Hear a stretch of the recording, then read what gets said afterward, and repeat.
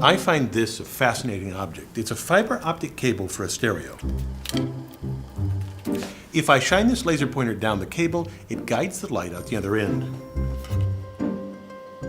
These cables are used to connect our world today and are capable of transmitting information across countries and oceans. But first, let me show you how it works. I have a bucket that I've modified with a window in front. And on the other side, I put a stopper in this hole right here.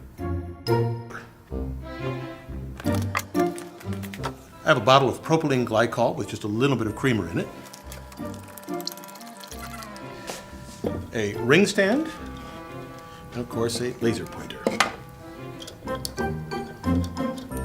Now, keep your eye on this plug when I turn out the lights.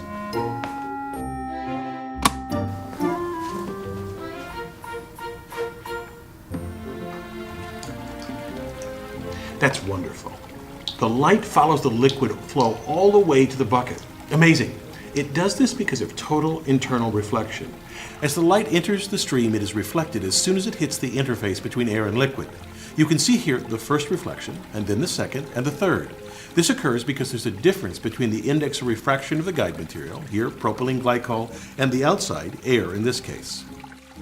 Recall that any time light strikes a surface, it can either be absorbed by the material, reflected from it, or pass into and through it. The latter we call refraction.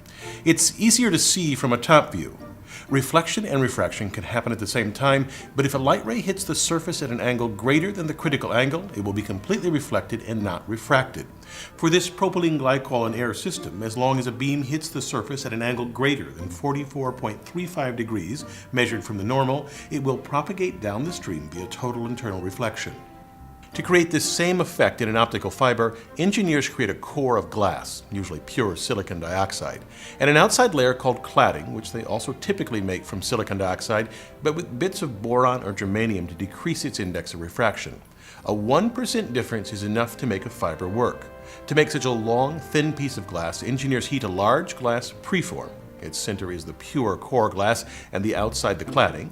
They then draw or pull a fiber by winding the melt onto a wheel at speeds up to 1,600 meters per second. Typically, these drawing towers are several stories tall. The height allows the fiber to cool before being wound onto a drum. One of the greatest engineering achievements was the first ocean-spanning fiber optic cable. Called TAT-8, it extended from Tuckerton, New Jersey, following the ocean floor over 3,500 miles until branching out to Whitmuth, England, and Ponmarsh, France. Engineers designed the cable carefully to survive on the ocean floor. At its center lies the core. Less than 1/10 of an inch in diameter, it contains 6 optical fibers wrapped around a central steel wire. They embedded this in an elastomer to cushion the fibers, surrounded it with steel strands, and then sealed it inside a copper cylinder to protect it from water. The final cable was less than 1 inch in diameter, yet it could handle some 40,000 simultaneous phone calls. The essence of how they send information through a fiber optic cable is very simple. I could have a prearranged signal with someone at the other end. Perhaps we'll use Morse code, and I just block the laser so that the person at that end sees flashes that communicate a message. To transmit an analog signal like voice from a phone call along the cable, engineers use pulse code modulation. We take an analog signal and cut it up into sections and then approximate the wave's loudness or amplitude as best we can. We want to make this a digital signal, which means discrete values of loudness and not just any value.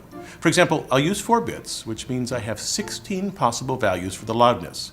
So the first 4 sections of the signal could be approximated by about 10, 12, 14, and 15. We then take each section and convert its amplitude to a series of 1s and 0s. The first bar of value 10, when encoded, becomes 1, 0, 1, 0. We can do this for each section of the curve. Now, instead of looking at the green waveform or even the blue bars, we can think of the signal as a series of 1s and 0s organized by time. And it is that sequence that we send through a fiber optic cable, a flash for a 1 and nothing for a 0. Of course, the exact method of encoding is known at the receiving end, so it is a trivial matter to decipher the message. Now, you may be wondering how a laser pulse can travel nearly 4,000 miles across the ocean. It doesn't without some help because the light will escape from the sides of the fibers. Look back at our propylene stream. Here's how the light attenuates as it travels. You can see here a narrow beam in the bucket that broadens a bit when it enters the stream, and then after the first bounce, the beam leaves even broader than it entered.